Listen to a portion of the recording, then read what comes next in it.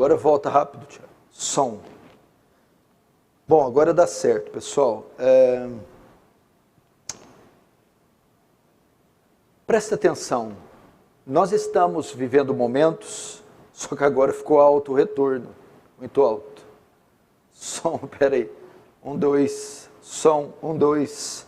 Som, 1, 2. Som. Bom, agora tá alto ainda. Som, 1, 2. Som, 1, 2. O retorno.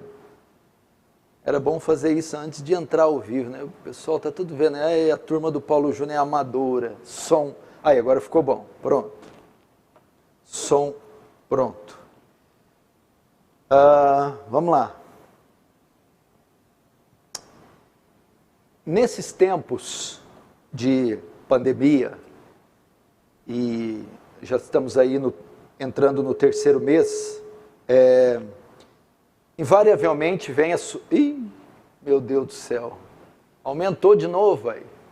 Som, 1, 2. Som, 1, 2. Calma que vai dar certo, pessoal. Som, 1, 2. Som, som. Acho que é porque eu falei a palavra pandemia. É só estar alto agora, é só abaixar o retorno. Som, 1, 2. Som, som. Pronto, agora ficou bom. Pronto. Vamos lá, agora dá certo.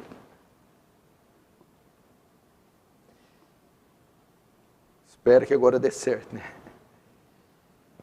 Irmãos, vamos fazer de conta que está começando agora, amém? Senta aí no seu local, passa o link deste culto para os seus contatos, para que o máximo de pessoas possa ver, ok? Se acomode, silêncio agora as crianças quietinhas, ou em um outro dormitório, outro local onde eles não possam tirar a concentração de vocês. Nesses dias de crise, de pandemia, invariavelmente nós somos levados a pensar a respeito do fim dos tempos. Invariavelmente nós vamos mirar nossos olhos para a escatologia e vamos indagar, será que esse finalmente é o tempo do fim? Jesus, ao se reunir com seus discípulos e ao ser inquirido acerca do fim, seus discípulos vêm a ele e dizem, quando sucederá todas as coisas? E que sinais haverão do fim? Quando eles questionam a Jesus, ele não dá uma data certa e nem fala com qual seria a precisão com que ele ia voltar. Mas ele deixa sinais que indicariam que esse retorno está breve. E dos tantos que nós já lemos, entendemos e até já vimos no mundo que vivemos, um deles é epidemias, pestilências, pestes. E essa vinda através do coronavírus tem se mostrado uma das maiores de todos os tempos. Eu não digo em letalidade, mas no poder que ela teve de mobilizar o mundo todo ao mesmo tempo. E é claro, aquele que acompanha a profecia bíblica vai olhar para um sinal desse porte, dessa envergadura, um sinal que não pode ser ignorado e vai pensar, será que estamos no fim? Será que este sinal é uma evidência poderosa que Jesus está próximo? Então nós vamos ser levados a pensar nisso. Bom, eu acredito sim que é um poderoso sinal, independente da origem desse vírus, ou da realidade do número, né, do número de mortos que ele já causou, é um sinal de fato poderoso e é um sinal escatológico, sem sombra de dúvida. Mas existem outros sinais que são mais pontuais que esse, e que poderão marcar com quase que com precisão o retorno de Jesus.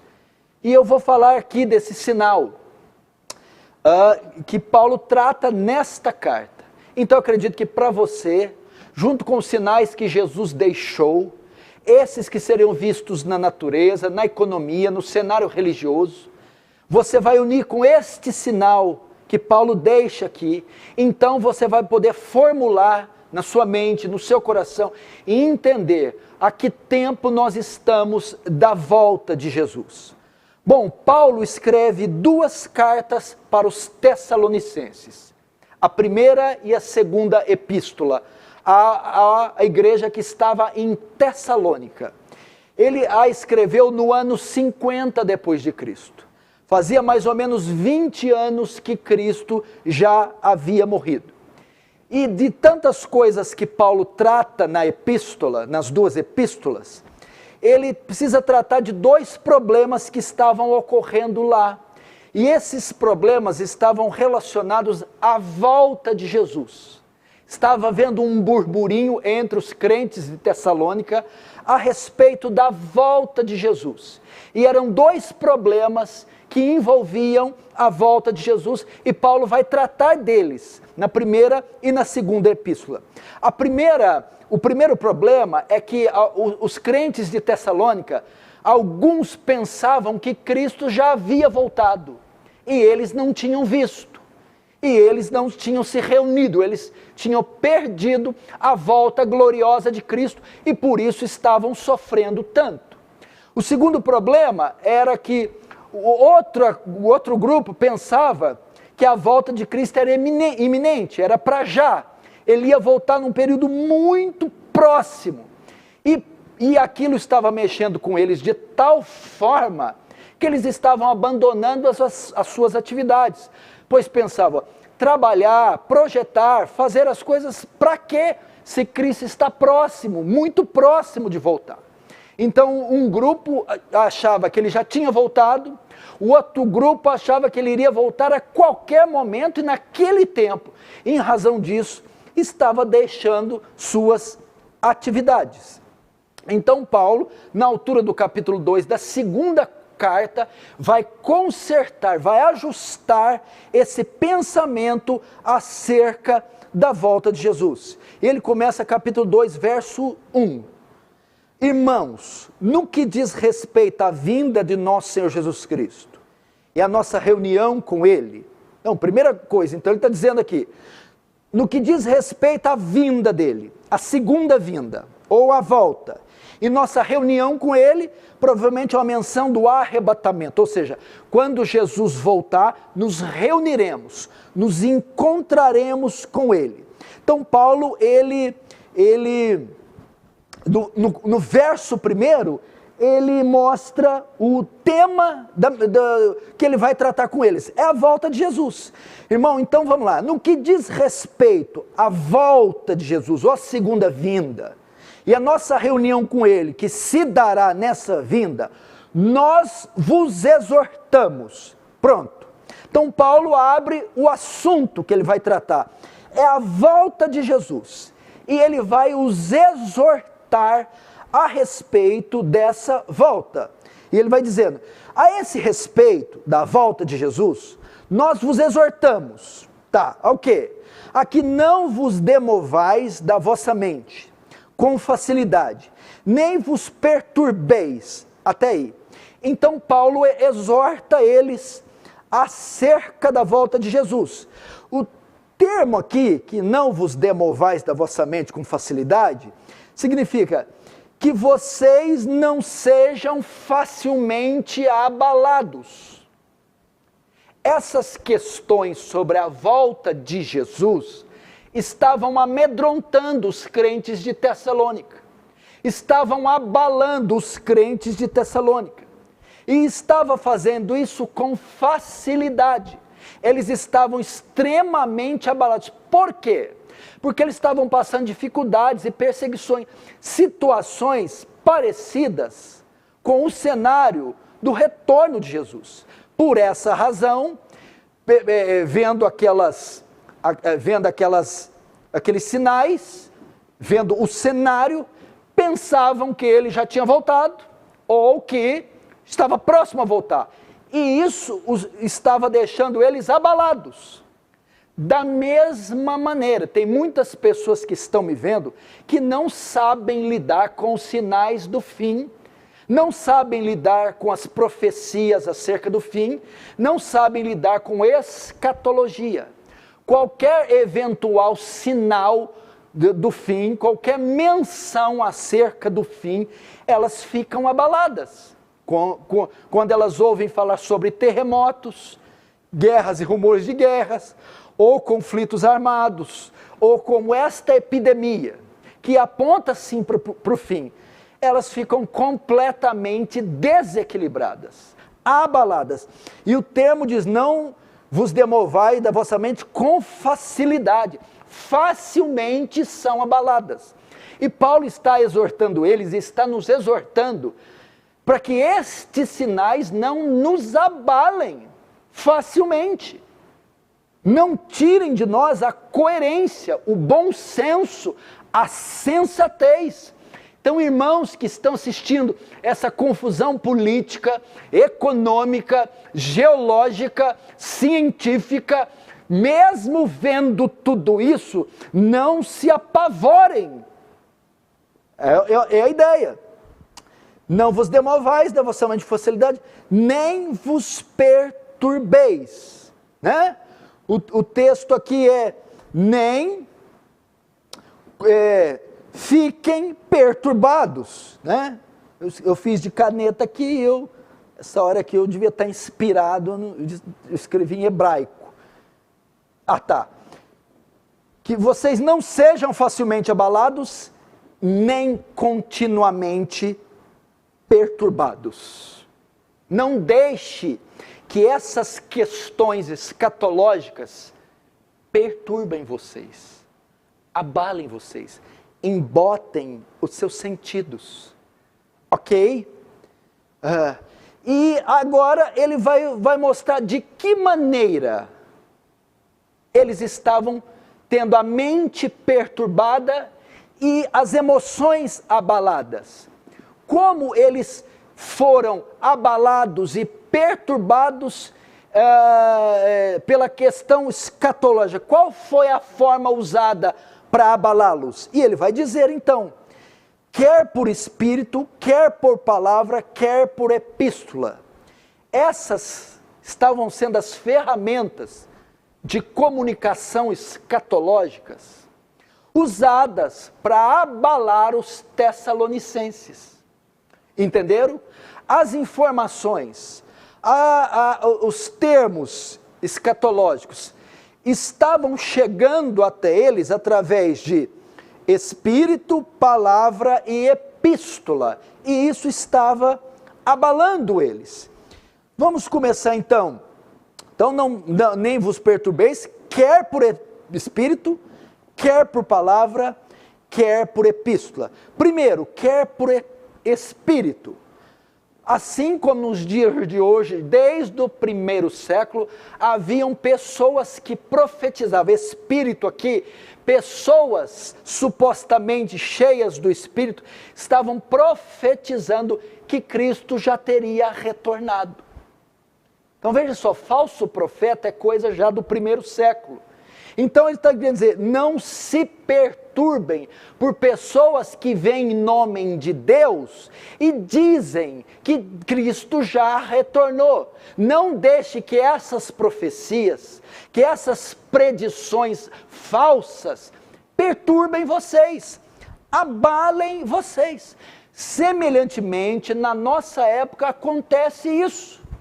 Pessoas vêm com visões, revelações, contando experiências acerca da volta de Jesus e de demais coisas relacionadas à fé cristã e abalam muita gente. Paulo está dizendo, não deem ouvidos a essas pessoas que falam em nome de Deus quando Deus não as enviou. Segundo, quer por palavra que é um termo para pregação. Outras pessoas, outros apóstolos no primeiro século, também arrogavam para si o título de pastores e apóstolos legítimos de Cristo, e não eram. E eles também ensinavam falsas doutrinas, estavam ensinando, pregando que Cristo já havia retornado ou que a sua volta era instantânea, iminente. Paulo está dizendo, não se deixem levar por essas mensagens. Sejam criteriosos, julguem essas mensagens. E terceiro, quer por epístola. Assim como Paulo escrevia epístolas no primeiro século, João escrevia epístolas também no primeiro século, outros homens, outros pastores e apóstolos também escreviam. Então a história conta que no primeiro século uma carta estava circulando na igreja de Tessalônica. E nesta carta, essa carta continha também dados sobre a escatologia. E esta carta também falava coisas acerca da volta de Jesus. E essas três coisas estavam apavorando os tessalonicenses: profecias, pregações e epístolas, cartas que circulavam dizendo que Cristo já havia voltado. E isso estava abalando, mexendo com eles. E Paulo está dizendo, não se movam com facilidade, não sejam persuadidos, constrangidos, convencidos por essas formas facilmente. Da mesma maneira, irmãos, nós também temos essas três ferramentas hoje. Gente falando em nome de Deus, mensagens aí por toda a internet, e também livros, cartas, notas, artigos, também que falam acerca da volta de Jesus, né? Você não viu aí que recentemente está explodindo aí um tal de 3 dias de escuridão? Mandaram um e-mail para mim, pastor, você sabe alguma coisa dos 3 dias de escuridão? Não, irmão, por enquanto eu estou querendo ter os 3 dias de clarão, eu estou precisando de luz. Então, sabe, porque profetizaram aí 3 dias de escuridão. Sabe o que Paulo está querendo dizer aqui, irmão? Para não sairmos da suficiência das Escrituras, da inerrância das Escrituras. Temos que pautar nossa fé, temos que pautar nossas doutrinas nas Escrituras. E quando Paulo falava naquela época, tinha autoridade canônica. Paulo podia falar em nome de Deus. Então, quando você ouvia Paulo, obedecia Paulo e obedecia às cartas escritas de Paulo, era equivalente a obedecer às Escrituras. Tanto é que essas cartas se tornaram Escritura. Então, resumindo o que Paulo está dizendo, não deixe que profecias, que falsos pregadores, nem que cartas sejam a regra da vossa fé, mas só a Escritura. Da mesma maneira eu falo para vocês, irmãos, porque no que diz respeito à escatologia, o que é de conteúdo que tem, de gente falando sobre marca da besta, anticristo, a volta de Jesus, terraplanismo, teorias de conspiração, não está escrito, né? Pessoas que falam que sonharam, que foram arrebatadas ao inferno, arrebatadas ao céu, foi arrebatada dentro de vulcão, sabe? O que é isso? E falam sobre o anticristo, sobre a volta de Jesus, sobre arrebatamento. Você deve confiar, para basear sua escatologia, você deve fazê-la à luz das Escrituras, e não do que alguém sonhou, do que alguém viu, do que alguém profetizou, do que alguém aí sem base escreveu. Você deve voltar para a Escritura, por favor. Então Paulo está introduzindo esses assuntos e diz, vamos começar o nosso assunto. É a respeito da volta de Jesus, ok? E nesse assunto eu não quero que vocês fiquem abalados como vocês estão, por causa das cartas, dos profetas e das profecias. Então Paulo, ele continua e vai dizer, no verso 2, quer por palavra, como se procedesse de nós, supondo que tenha chegado o dia do Senhor. Primeiro, Paulo diz, que tais palavras não vieram deles. Né? Que palavras? Que Cristo já tinha voltado. Tais palavras escritas pela epístola, faladas pela pregação ou pela profecia, como se procedesse de nós, não vieram de nós. Ou seja, esses homens não falaram inspirados por Deus. Esses livros, essas cartas, essas pregações não têm autoridade canônica. E segundo, supondo que tenha chegado o dia do Senhor. Paulo diz então, primeiro, não vieram de nós essas palavras. Segundo, Jesus ainda não voltou. Fiquem tranquilos. Então Paulo vai consolar eles dizendo isso.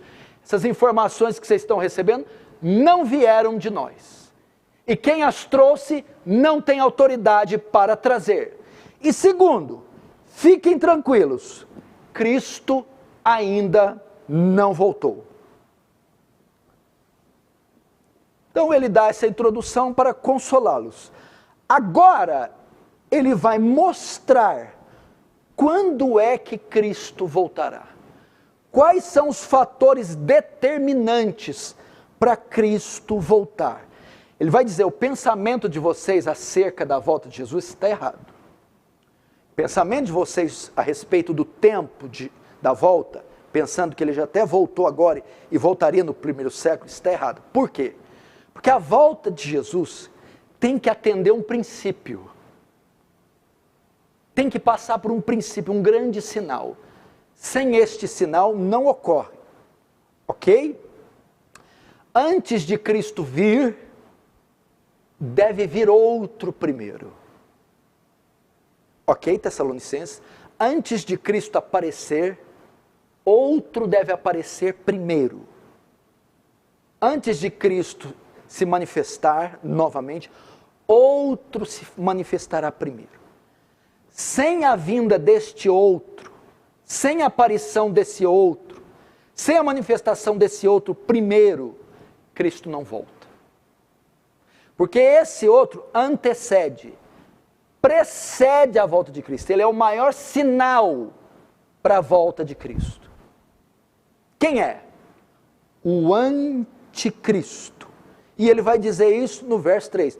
Ninguém de modo algum vos engane. Então o primeiro conselho que Paulo dá aqui para a igreja. Tomem cuidado com o engano religioso. E especificamente no tocante à escatologia. Então Paulo já alertava os crentes do primeiro século a tomarem cuidado com o engano religioso. O que é isso? Heresia, seita, falso profeta, que ninguém de nenhum modo vos engane. Ou seja, eles poderiam ser enganados. O engano estaria presente. O engano iria alcançá-los, iria investir contra ele. Cristo está dizendo para vocês que estão nos assistindo, não sejam enganados. Cuidado com o engano religioso. Está infestado na internet de heresias em abundância e falsos profetas em abundância.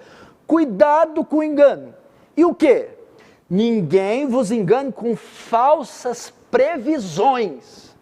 Cuidado com gente que está falando que viu o futuro, previu o futuro, sabe do futuro, o que vai acontecer. Cuidado com isso. Paulo está dizendo, não sejam enganados com falsas previsões. Verso 3, ninguém de nenhum modo vos engane, porque isto não acontecerá. Isto que? A volta de Jesus. Ele está dizendo que ela não pode acontecer sem que um fator ocorra. Veja só de novo, isto não acontecerá. A volta, ela não vai acontecer. A volta de Jesus, o arrebatamento, a segunda vinda, não pode acontecer sem um outro advento acontecer primeiro. Qual é? Sem que primeiro venha a apostasia e seja revelado o homem da iniquidade, o filho da perdição. Esse é o grande sinal. Para Cristo voltar, o anticristo tem que vir. Para Cristo reaparecer, o anticristo tem que aparecer. Para Cristo descer, o anticristo tem que subir. Antes de Cristo vir, o anticristo deve aparecer. Então esse talvez é o principal sinal. Sinal mais claro, visível, palpável, evidente da volta de Jesus. A manifestação de um indivíduo, a aparição de um indivíduo, a ascensão de um indivíduo, de um homem, de uma personalidade carismática, militar, um líder proeminente. Ok? Mas Paulo também diz que algo também antecede o anticristo. É o verso 3. Ninguém de modo nenhum vos engane, porque isso não acontecerá sem que primeiro venha a apostasia. O que é apostasia? Vamos lá. Antes de Cristo aparecer, se manifestar, o anticristo tem que se manifestar. Mas antes do anticristo vir, é necessário vir a apostasia. O que é apostasia? É o cenário mundial. Para o anticristo aparecer, o campo tem que estar preparado para ele. O cenário tem que ser todo montado para ele. A terra toda tem que ser preparada para ele. O que seria esta apostasia? É um termo abstrato, né? Não é algo, não é uma pessoa. Apostasia é um estado de degradação tão grande que o mundo, a sociedade e os cristãos vão se submeter, que possibilitará a aparição e o governo do anticristo. Entendeu? Apostasia, então, seria um estado de degradação geral, mundial, um estado de corrupção nas instituições, na sociedade, na religião, tamanho e tão globalizado que possibilitará o filho da perdição se manifestar. Então, para que o anticristo venha, o cenário tem que ser montado. Esse cenário vem no nome de apostasia. O que é apostasia? Nós temos dois exemplos de apostasia que envolve a degradação da sociedade ímpia e a degradação da religião, do cristianismo, da igreja visível. Esses dois juntos, quando se pervertem, a apostasia está toda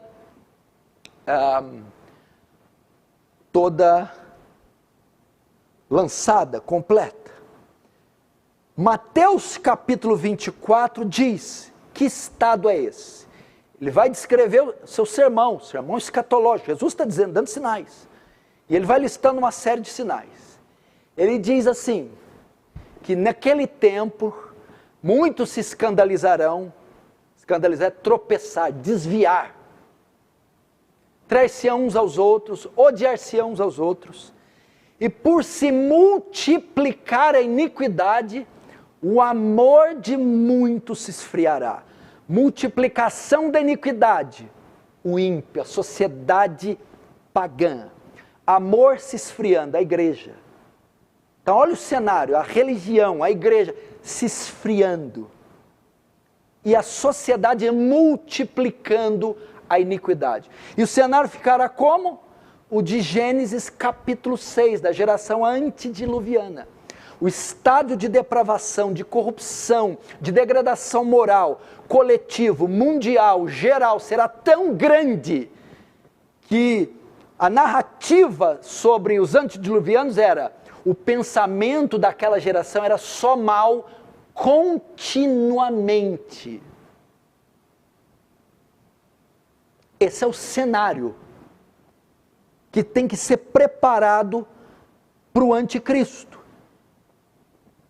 Então, a sociedade secular, o ímpio, vai se perverter de tal maneira, enquanto que muitos vão apostatar-se da fé, ou seja, o abandono da verdade, cada vez mais seitas, heresias crescendo, cada vez mais gente crendo em mentira, cada vez mais falsos líderes, falsas igrejas, falsas pregações, falsas doutrinas, falsos pastores, e multidões seguindo a mentira, o engano, o erro, um florescer, um explodir de engano. Isso é apostasia. E eu vou ler um texto que descreve com precisão a degradação do homem e da igreja ao mesmo tempo, o estado de apostasia. Ou seja, como o cenário precisa estar para o anticristo entrar. 1 Timóteo capítulo 3, verso 1. Sabe, porém, isto, que nos últimos dias, veja só, Paulo vai narrar para Timóteo quando estaria o cenário nos últimos dias.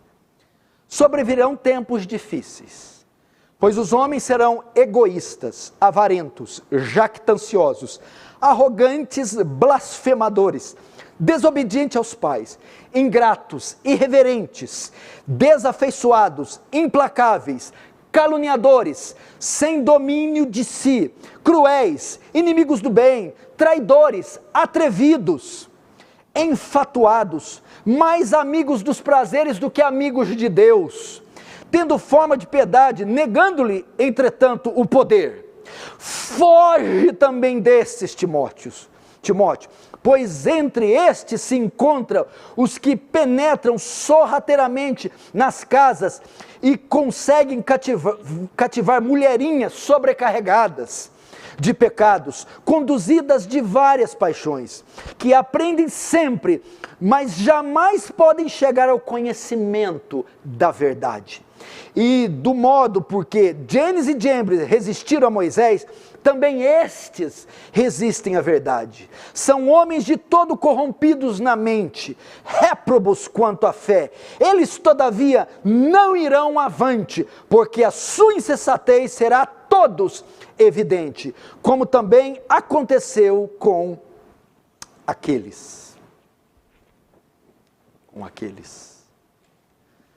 Então, veja aqui claramente a condição moral da sociedade e o esfriamento também da igreja visível física. Quando ela começar a tolerar os mesmos pecados dos ímpios, a praticar, quando ela crê num evangelho que não tem nada a ver com a cruz de Cristo, o cenário está pronto. Por quê? Novamente, para o anticristo entrar em cena, né? Para o anticristo entrar em cena, para o anticristo ser erguido, o mundo tem que estar num estado de degradação tão grande que possibilitará a sua vinda e o seu governo. Então, vindo o cenário, apostasia, depois do terreno preparado, então o anticristo aparece, se ergue, se levanta, finalmente vem. Agora acompanhe comigo. Nós já estamos vendo sinais de tudo quanto é lado. Ok? É mais ou menos assim que você entende os sinais. Terremotos, guerras, rumores de guerra, fome, peste, engano religioso, nação contra nação, essas coisas. Desde o primeiro século já tinha essas coisas? Já. Então como é que eu sei que ao fim, se já acontecia, continua acontecendo? é que elas aumentam em número e em intensidade. Sinais que nós vemos hoje não são os mesmos que víamos alguns séculos atrás. Eles são muito mais numerosos e muito mais intensos. Quase não se viu uma pandemia que mobilizou, paralisou o mundo inteiro. Então está cheio de sinal. Agora vamos olhar para esse. Que o anticristo precisa aparecer, é o grande sinal, visível, explícito. Mas para ele vir, o cenário tem que ser montado de degradação. O que você acha da nossa sociedade? O que você acha das leis que estão sendo aprovadas? O que você acha quando olha para a Europa, quando olha a América do Sul, a América do Norte, e vê a condição moral das pessoas? O que você acha quando você vê a religião, as grandes igrejas, as doutrinas que estão sendo ensinadas? Apostasia é, o Espírito afirma expressamente que nos últimos dias apostatarão alguns da fé, dando ouvidos a espíritos enganadores e doutrinas de demônio. Apostasia. Chegará o tempo que não suportarão a sã doutrina, mas tendo comichão, coceira nos ouvidos, amontoarão, formarão doutores para si, segundo as suas próprias concupiscências. Você não acha que é isso que você vê exatamente? Então, à medida que o tempo chegar, isso vai dobrar, triplicar, né? O amor de muitos, quantos são muitos? Quase todos, se esfriará. Então parece que o cenário está sendo muito bem articulado, montado, preparado. Essa pandemia não só matou gente, tirou emprego de gente, mas o que revelou de podridão, de decadência moral, de corrupção do gênero humano não está escrito. E o que revelou de besterol teológico, de apostasia, não está escrito. Então me parece que o cenário está sendo montado. Agora vamos para as descrições do anticristo. Algumas características dele. Como ele é. Então o termo diz, verso 3, ninguém de modo nenhum vos engane, porque isso não acontecerá sem que primeiro venha a apostasia e seja revelado o homem da iniquidade. Primeiro termo que é usado para ele, primeira característica, a descrição, como será esse líder, esse homem, esse ser, o anticristo. Ele será a encarnação do mal. O anticristo, o que ele é? Satanás, ele é um imitador, um ladrão por natureza, um surrupiador por excelência. E tudo que ele faz, ele copia de Jesus. Da mesma forma que Jesus Espírito veio em carne, se fez homem, o anticristo será a encarnação de Satanás. Não propriamente o diabo estará sobre ele em pessoa, mas ele é uma cópia de Cristo se fazendo carne pelo Espírito Santo, o anticristo se fazendo carne pelo espírito do diabo. Ele é a encarnação do mal. Quando fala aqui, homem da iniquidade, a ideia é representante da iniquidade. Representante do pecado. Iniquidade aqui sem lei. Não é que ele não conhece a lei. É que ele é desobediente à lei. Então é o representante da iniquidade. É o senhor do pecado. A palavra aqui, homem da iniquidade, dá ideia, é o senhor do pecado, o senhor sem lei, é o homem que não cumpre a lei, que se levanta contra tudo que vem de Deus. Essa é a ideia. Senhor do pecado, a encarnação do diabo, a encarnação do mal. O segundo nome que é dado a ele é homem da iniquidade e filho da perdição. Jesus é chamado filho de Deus. O anticristo vai ser o filho do diabo. Filho da perdição aqui é destruição. O diabo veio para matar, roubar, destruir. Então o filho dele virá para destruir. Esse filho da perdição é o mesmo termo usado para Judas em João 17:12. Pai, daqueles que o Senhor me deu, nenhum se perdeu, exceto o filho da perdição, para que se cumprisse a Escritura. Ou seja, ele virá para destruir, nascido para destruir. É isso que quer dizer, filho da perdição. Veja só as características desse homem.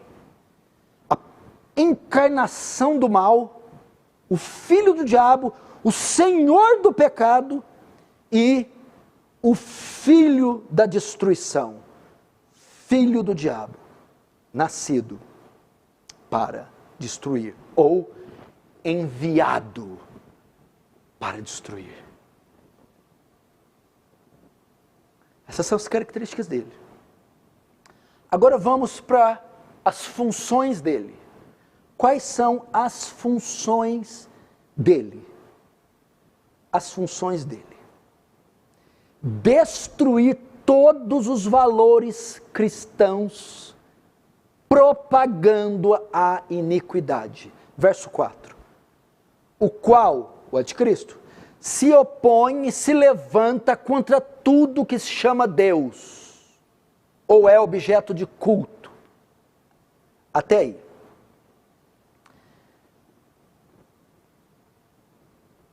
Quais são as funções dele? São 3 funções. Resistir a Cristo, resistir à igreja, resistir a Cristo, se passar por Cristo e resistir à igreja. Agora quais são as funções dele? 3.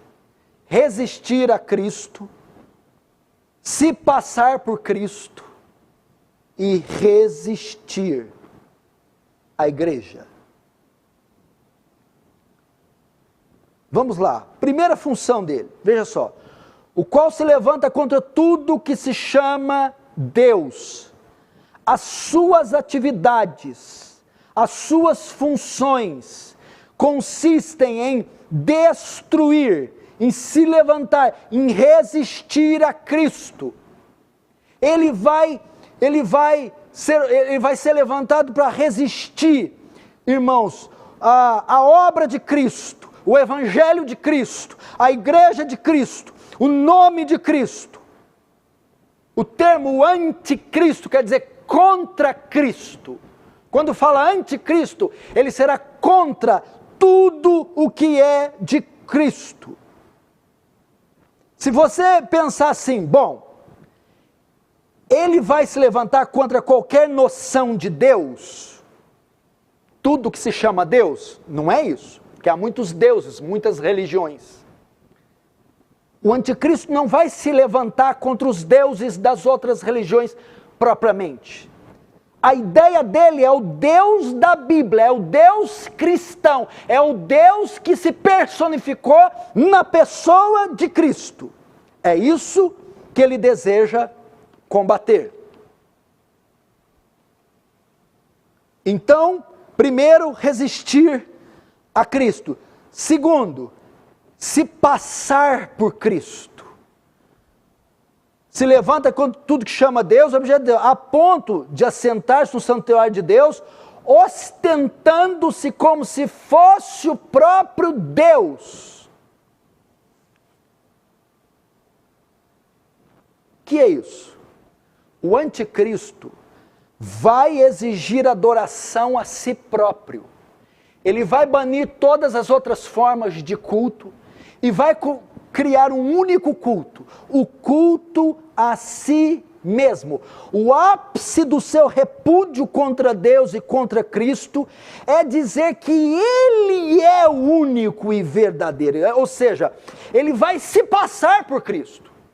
Ele não vai dizer que é outro competindo com Cristo, vai dizer que aquele que veio não era Cristo, era falso, e que ele na verdade é o Messias, e que ele na verdade é o representante de Deus, e que ele na verdade é Cristo, ou seja, ele se colocará no lugar de Cristo. É isso que ele vai fazer. Forte, né? Então, primeiro, ele resiste a Cristo, ele é contra Cristo. A Bíblia, a igreja, o nome de Cristo, a palavra de Cristo, o Evangelho de Cristo, a obra de Cristo. Segundo, ele se faz passar por Cristo, vai dizer, é eu que sou, é eu que exijo ser adorado. E terceiro, ele resistirá à igreja. Como? O verso 4. O qual se opõe e se levanta contra tudo que chama Deus, objeto de culto, ao ponto de assentar-se no santuário de Deus. A Bíblia diz aqui que o anticristo vai assentar no santuário de Deus, ou no templo de Deus. Primeiro eu disse as características, depois disse as funções. A função dele é, vou ler a frase que eu escrevi aqui, é destruir todos os valores cristãos. Como ele vai fazer? Como ele vai resistir dessas três formas? Propagando a iniquidade, porque ele é filho da perdição e ele é o homem da iniquidade. E a terceira forma da sua atividade é resistir à igreja, perseguir a igreja. Como ele vai fazer isso? A Bíblia diz que ele vai se assentar no templo de Deus. Muitos interpretam esse texto como a reconstrução do terceiro templo em Jerusalém. Vai ter reconstrução, anticristo vai lá, vai governar de lá, os judeus, aquela coisa toda. Isso é presta atenção, isso é uma doutrina dispensacionalista pré-tribulacionista. Eles creem assim. Eu não creio assim. Eu não creio que a reconstrução de um templo está prevista na Escritura, que o anticristo vai fazer uso desse templo, e que Jesus, quando voltar, vai reinar 1000 anos literal aqui lá em Jerusalém. Jesus já está num trono, e não é ali feito de mármore de ouro, não. É o trono de glória do Pai. Ele não vai reinar daqui a um tempo, já está reinando no trono de Davi agora. E não vai reinar numa regiãozinha desse tamanhozinho, Jerusalém. Está reinando nos céus e na terra agora e hoje. Porque eu não creio na soberania do diabo. Eu não fiquei lendo O Senhor dos Anéis, nem J.K. Rowling. Eu li a Bíblia. Este templo, esse santuário aqui, o grego é naos. Naos. Paulo usa isso muitas vezes, esse termo grego naos, principalmente na sua carta aos Coríntios, nas suas 2 cartas. E toda vez que Paulo usa naos, é para se referir à igreja, e não a templo de Jerusalém ou qualquer coisa do Antigo Testamento. Então, quando diz aqui que o anticristo vai se assentar no santuário, ostentando como o próprio Deus, ele vai exigir a liderança da igreja. Ele vai querer ser o Messias, o pastor da igreja de Cristo. É isso, ele vai tomar o poder da igreja. Nesse último tempo, ele vai querer liderar os cristãos, ser o representante de Deus sobre os cristãos, vai querer enganar os cristãos. Aí o que vai acontecer? 2 coisas. Primeiro, a igreja verdadeira não se curvará, porque já teve isso no 1º século. Era Flávio Titus Domiciano. Foi o primeiro imperador a rogar para si o título de Senhor e Deus. E ele exigiu no 1º século a adoração de si próprio. O anticristo vai fazer isso. E a igreja verdadeira não se curvará a ele nessa época, quando ele tentar sentar no santuário, assumir a liderança da igreja. A igreja verdadeira, o crente verdadeiro, não irá se sujeitar. Aí o que vai acontecer? Ele vai desencadear uma ferrenha perseguição com aqueles que não se submeterem ao seu governo, à sua adoração. E aí é o período que se inicia, que chamamos grande tribulação, onde a igreja será perseguida implacavelmente pelo anticristo. Só que existem duas igrejas, a verdadeira e a falsa. Enquanto a verdadeira não se curvará ao anticristo, não irá reconhecê-lo, não irá adorá-lo, a falsa dará apoio a ele, o seguirá, reconhecerá ele. Quantas igrejas falsas, ditas cristãs, não sofrerão na grande tribulação? Apoiarão o anticristo.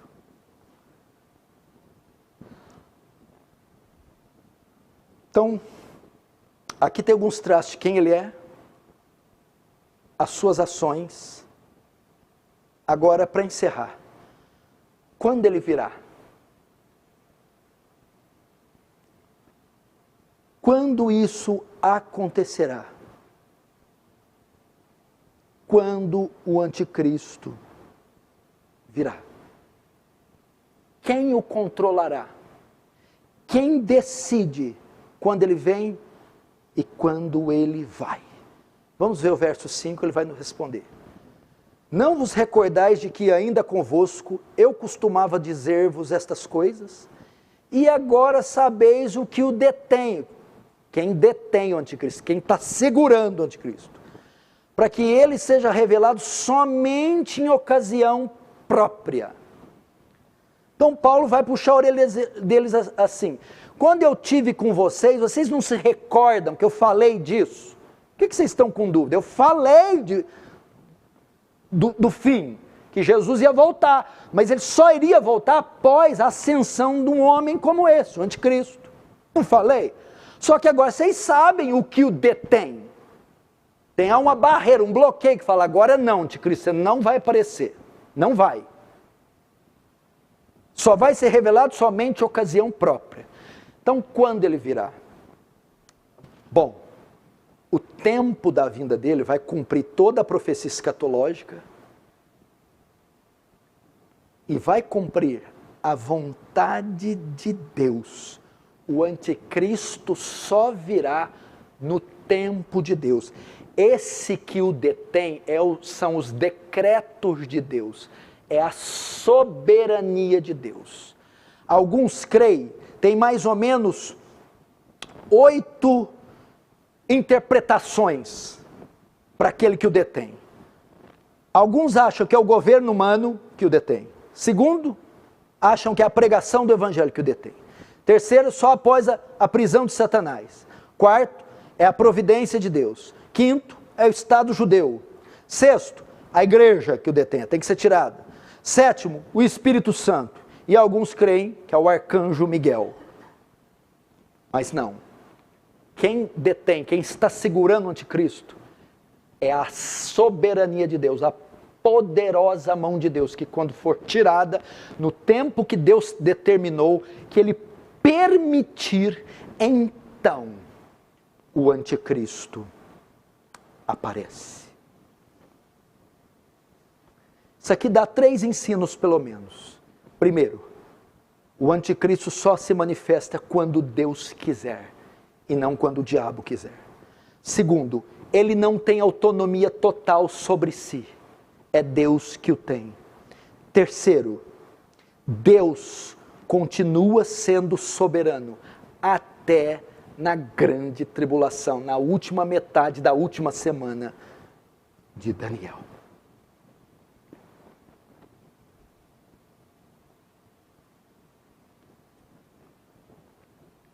Irmãos, é assim que o fim se dará. O cenário está sendo montado. Guerras, rumores de guerras, terremotos, está avançando. Intensificando, mais intenso, mais forte e mais numerosos. E o terreno para o principal sinal a figura assombrosa do anticristo. Vai ser precedida por um ambiente, é mais ou menos assim, ó. Um urubu desce no local limpo, desce. Se tiver um campo cheio de carniça, cadáver de animais, cheirando aquela coisa podre, cheia de bichos, aquele terreno preparadinho, aí vem o quê? As aves de rapina, os abutres começam a sobrevoar o local e pousam. É um ambiente perfeito para a vinda deles. Da mesma coisa, quando esse mundo estiver fedendo a carnificina do pecado, da iniquidade, da apostasia, atrairá o odor fétido da iniquidade, atrairá o homem do pecado, então ele virá. Agora, só para encerrar, para você entender, tudo que já passamos, já são simulações e protótipos do fim. O anticristo já está na Terra. Para você entender, ele já atua sobre os mecanismos. Veja só. Quando João, na ilha de Patmos, tem a visão do Apocalipse 13, ele fala assim, eu vi uma besta que saía do mar, que tinha 7 cabeças e 10 chifres, e cada chifre com nome de blasfêmias. A besta que eu vi era semelhante ao urso, ao leopardo, o leão. Não é isso que ele diz? O que ele está querendo dizer ali? A palavra besta ali no Apocalipse 3 é therion, fera, monstro, que ele vê. Como eu faço para saber se aquela besta ali é pessoa ou coisa? Pela descrição que João dá. Ele diz assim, ó, João dá uma descrição interessante. João faz assim, veja só.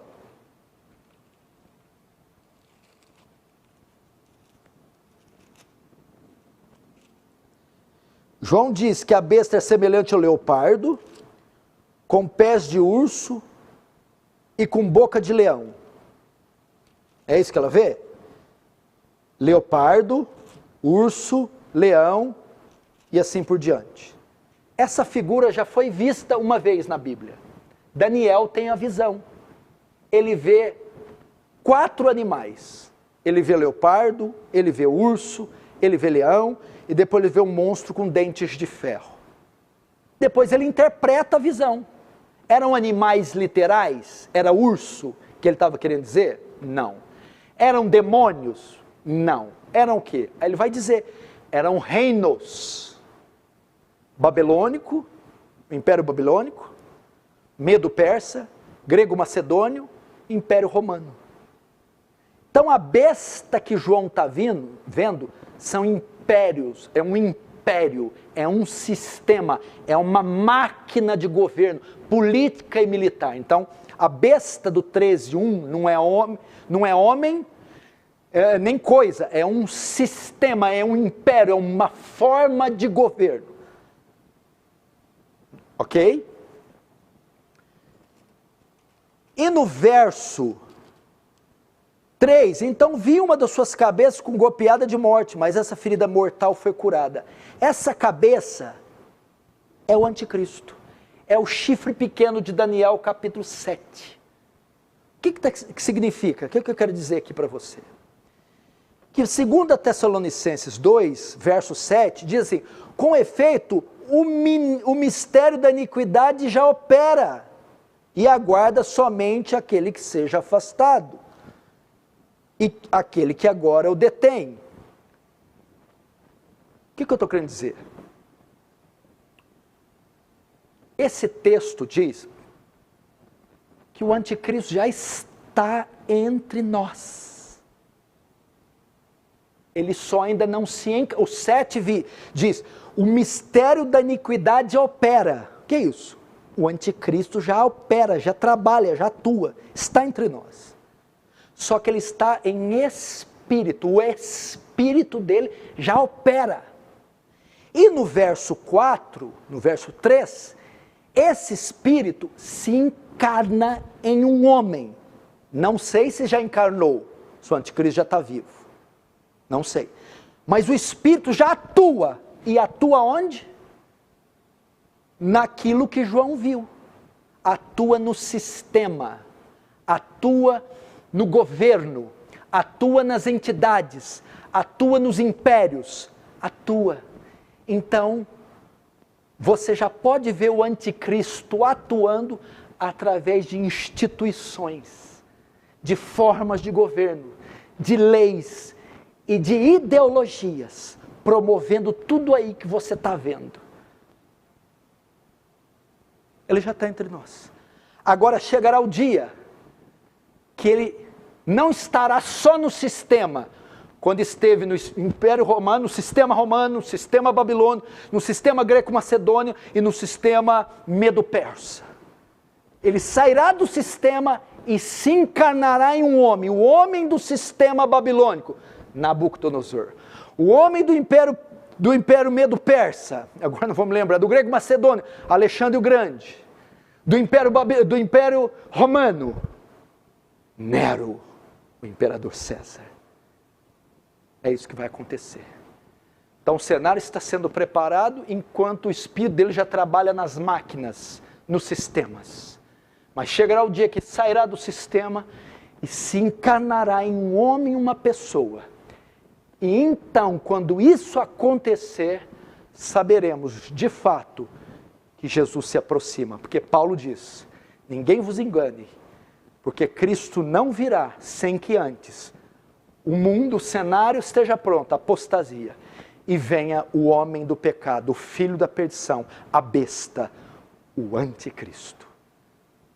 E quando ele vier, ele marcará então o tempo do fim. Qual é a função principal, a função do anticristo? Perseguir a igreja, oprimir a igreja, tirar os direitos da igreja, massacrar a igreja. Mas,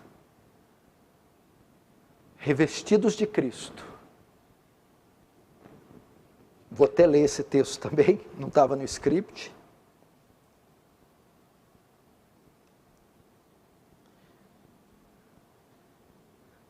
Se alguém leva para cativeiro vai. Se alguém matar a espada, necessário que seja morta a espada. Aqui está a perseverança e a fidelidade dos santos.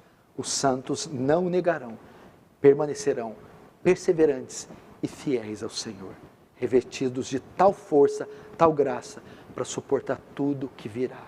Então, irmãos, estejamos atentos a esses sinais. E como Jesus diz, vigiai e orai, para que aquele dia não vos pegue de sobreaviso.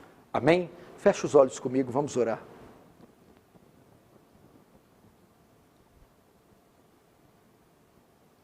Santo Deus, todo o cenário está sendo montado, preparado, por o maior evento que a humanidade jamais viu, o seu retorno glorioso para julgar as nações e para redimir o teu povo santo e bendito. Ah, Deus, prepara aqueles que estão nos vendo, os que estão afastados, traz-os de volta. Os frios, aquece-os. Os mornos, Senhor, não os vomita da tua boca. Converte-os, ó Deus, e aviva o teu povo nessa bendita esperança do seu retorno glorioso. É o que eu te peço em nome de Jesus. Amém. Irmãos, amanhã 10 da manhã, Escola Bíblica Dominical, no canal Igreja Aliança do Calvário. E aqui no canal Defesa do Evangelho, amanhã, às 19 horas. Quem sabe eu concluo, porque ainda restam os versículos do 7 ao 12. Talvez amanhã eu conclua. Deus abençoe e até amanhã.